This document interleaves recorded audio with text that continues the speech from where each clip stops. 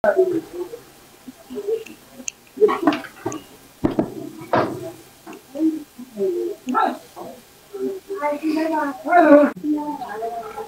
আপনার নামটা কি? মিসেস নূপুর। মিসেস নূপুর। আপনি বিবাহিত? জি না। জি না, আচ্ছা। তো এই পৃথিবীতে তো অনেক ধরনের প্রফেশন আছে, এক একজন মানুষ এক এক ধরনের কাজ করে। তো আপনারা যে কাজটি করছেন, সমাজে মানুষ এটা ম্যাক্সিমাম মানুষই খারাপ নজরে দেখে। তো এইটা বেছে নেওয়ার কারণটা কি?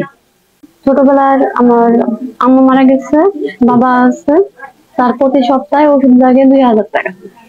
2000 টাকা থেকে ওষুধ লাগে, তারপর পরিবার চালানো নাই। আমি গরিব ঘরের সন্তান, যদি অর্থ মতো থাকতো তাইলে এখানে আসতাম না, আর এখানে আসলো ওভাবে থাকতাম না। আসা আমার হয়েছে 3 বছর। আর আমার ফ্যামিলির ভিতরে আমি বড়, আমার 2টা ভাই, একটা বোন, আমি তাদের সবাই বড় আমি। এখন বর্তমানে দিনকাল খুবই খারাপ, আর ভালো যাচ্ছে না। কেন ভালো যাচ্ছে না? কিছু কিছু আমরা নিয়ে আনছি, হয়তো আপনি আমার কাছে আসছেন, আপনি আমার যদি 500, আপনাকে বললাম 300, তাহলে ওটা লোকটা নষ্ট হয়ে গেল না? তাহলে আমি পরবর্তীতে ওই ব্যবসাটা পাইলাম না। মনে করেন আমার জন্যই একটা ব্যবসা নষ্ট হয়ে গেল। আমার সমাজে কিন্তু জানান আমি কাজ করি, জানেন আমি চাকরি, আচ্ছা আচ্ছা। আবার মাসে মাসে বেতন পাঠাতে হয়, টাকা পাঠাতে হয়। তো তারা জানে না যে কি ভিত্তিতে আমি টাকা পাঠাচ্ছি, এখন চাকরি করতেছি নাকি অন্য কাজ করতেছি, কত কাজ আছে। আচ্ছা, যাই হোক, এই ব্যাপারটা বুঝলাম। এখন একটা কোশ্চেন করতে চাই, সেটা হচ্ছে এই যে ফার্স্টে একটা কথা বললেন, আপনি একজন দালালের মাধ্যমে এখানে এসেছিলেন। তো সেটা কি কোনো চাপে পড়ে নাকি নিজের ইচ্ছায়? না, আমার চাপে মানে পড়ে, অনেকে আছে চাপে পড়ে হয়েছে, চাপে পড়ে হয়েছে, যেহেতু আমার বুক ওঠে নাই। ফ্রিম্যানকে বলি আমার বুক ওঠে নাই, তখন আমার একটা বয়স হয় নাই, 18 বছর পূর্ণ না হলে কিন্তু একটা মেয়ে স্বাভাবিক হয় না, স্বাভাবিক হয় না। আর তখন আমি স্বাভাবিক ছিলাম না, তখন আমি নাবালিক ছিলাম। তখন কিন্তু বাল্য বিবাহ কিন্তু বেশি হয়েছে দেশের। যেমন আমার মেয়েকে আমি চালাতে পারতেছি না, আমার বাচ্চাকে আমি খাওয়াতে পারতেছি না, আমার বাচ্চাকে ই করতে পারতেছি না, আমি বিয়ের সাথে দিয়ে দিলাম। ওটা বলা হয় বাল্য বিবাহ। তাহলে আমি মেইন কথা হচ্ছে আপনি এখানে পড়তে আসছিলাম ঢাকাতে, ঢাকা মিরপুর আসি। তাহলে মিরপুর 1-এ ফার্ম গেট তো একটা আছে, পার্ক আছে, জন্নপার্কে আমি কিছু ফল নিচ্ছি, মানে সারাদিন খাইনি, খুব ক্ষুধা লাগছে, খাইতে মানে গাল্লা এসে বলতেছে আপনি কোথায় যাবেন, রাত হয়ে গেছে, সন্ধ্যা হয়ে গেছে, আমি কোথায় যাব? আমার স্কুলের সার্টিফিকেট, তারপরে আমার চেয়ারম্যানের প্রতিযোগিতা সব নিয়ে আসছে, যে চাকরি করতে হলে এইগুলো লাগে। তারপর বললাম, বলার পরে বললো আপা চলেন আমার বাসায়। আমি বললাম ভাই আমি যাবো না আপনার সাথে, কারণ আপনাকে আমি চিনি না, জানি না, শুনি না, আপনার সাথে আমি কোথায় যাবো? আপনার কোনো সমস্যা হবে না, মনে করি আমার সাথে গেলে আপনার কোনো সমস্যা হবে। তখন আমাকে বলে কি এটা চাকরি দেবো আপনি? তখন আমি খুব খুশি, আল্লাহ চাকরি পাবো, ভালোই, গরিব মানুষ, ফ্যামিলির দায়িত্ব নিতে পারবো। তখন মনে করেন আমি থাকলাম, রাতে থাকার পরে পরের দিন সকালবেলা দেখি একটা মহিলা গেছে মিষ্টি হাতে করে। বললাম কি হায় রে, মিষ্টি হাতে করে নিয়েছি, তা দেখতে লাগছে আমি বিয়ে করবো না, আমি যদি আমার বাবা মা যদি রিক্সাওয়ালার সাথে বিয়ে দেয় আমি তাদের বিয়ে করবো না। কি গেল বলা পরে কি তোমার একটা গার্মেন্টস চাকরি দেবো, তুমি বেতন পাবা 20,000 করে বেতন পাবা মাসে। তো আমি খুশি আত্মহারা যে আমি গরিব মানুষ হলে আল্লাহ আমার মুখের দিকে তাকাইছে। আয়সা দেখিস না আমার এই যে গার্মেন্টসের কাজ, একটা পুরুষ গেছে আমার কাছে ঠিক করে দিচ্ছে, এখন আমি তো সে ঠিক করে শুনতেছে না, তারা ভাঙ্গা যাওয়ার আগে তখন তো ভেঙে গেছিল। তখন তো কত সালে?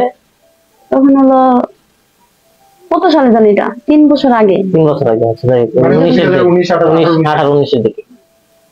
তখন হলো আমি ভেঙে গেছে, তখন আমি একটু বাঁচলাম, 1.5 মাসের মতন ছিলাম সেদিনে গেছে, পরে দেখি ভেঙে দিচ্ছে। তখন আমি কি করবো, আমার কাস্টমারের নাম্বার দিচ্ছি, যখন কোনো সমস্যা হয় আমাকে ফোন দিয়ে, তাহলে আমারও ফোন দিচ্ছি, বাড়িতে চলে গেছি, যখন ভেঙে দিচ্ছি তখন বাড়িতে চলে গেছি।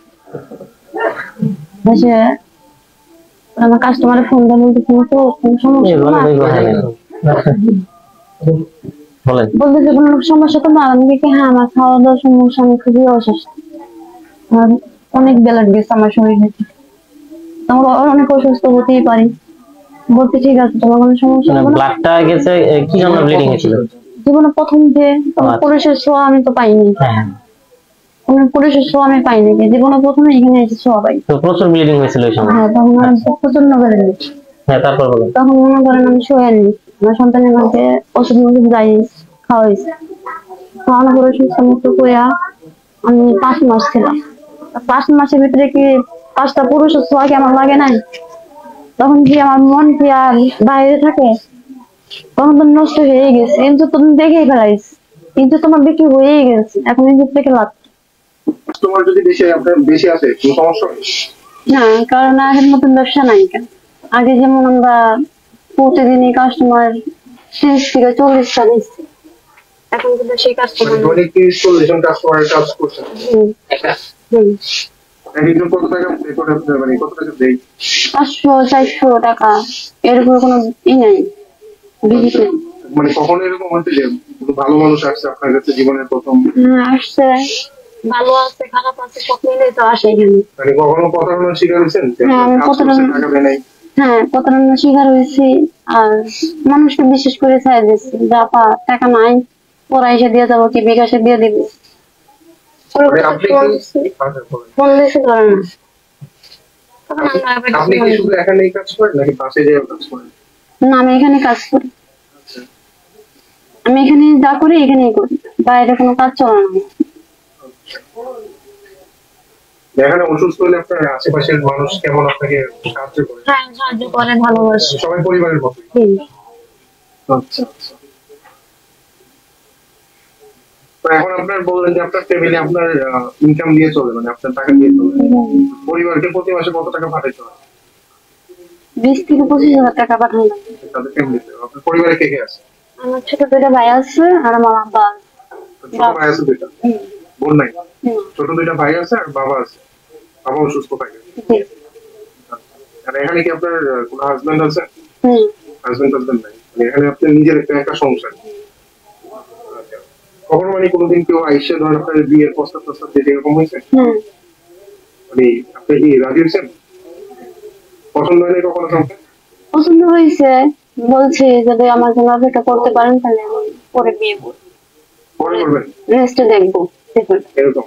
মানে এরকম হয় না যে কোন কাস্টমার আসছে ধরুন আপনার সাথে কাজ করতেছে, মানে তার প্রেমে পড়ে গেছেন, এরকম কোনো অনুভূতি আসে না কখনো? আচ্ছা। কখনো যদি আপনার যদি সুযোগ টুযোগ দেওয়া হয়, মানে আপনার ধরেন ভালো হওয়ার জন্য, মানে ধরেন আপনার মানে একটা ভালো একটা স্পেস দেওয়া হলো, একটা চাকরি দেওয়া হলো, ঠিকঠাক থাকার সুবিধা করে দেওয়া হলো, তখন কি আপনি এই প্রফেশনটা করবেন? হ্যাঁ করবো। এই প্রফেশনই করবেন? না এটা করবো না, যদি অন্য কোনো চাকরি পাই বা ছোট মোটো একটা কাজ পাই করবো।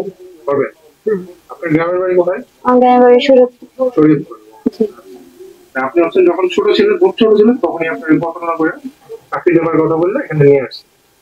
আচ্ছা, এখানে আপনি হচ্ছেন 3 বছর ধরে কাজ করতেছেন বললেন? 3 বছর। আচ্ছা। মধ্যে এখানে যখন আপনি বললেন যে 2 বছর আগে পাড়া ভেঙে গেছিল, তখন কি করছেন? তখন বাড়িতে যাচ্ছিলাম, বাড়িতে যে তখন ফ্যামিলি চলছে কি করে? তখন ফ্যামিলি চলছে, আমার সর্দানে কিছু টাকা দিয়ে দিচ্ছিলাম, 50,000 টাকা দিয়ে দিচ্ছিলাম। আপনাকে মানে এখান থেকে এই আপনাদের এই হুম। সংস্থা থেকে? আচ্ছা, তার মানে হচ্ছে অনেক হেল্পফুল আপনাদের এই সংস্থা। আর আপনার বয়স এখন কত? আমার 19 বছর চলতেছে। 19 বছর মাত্র। এখন আপনার প্রতিদিন 30-40 জন কাস্টমার আসে এখন? হুম। মানে আগে আসতো 100 জন। এখন মানে আপনার ব্যবসা এখন মনে করেন এখন আমরা সারাদিনও একটা কাস্টমার পাই না। সারাদিন একটা কাস্টমার পান না, তাহলে কিভাবে চলেন?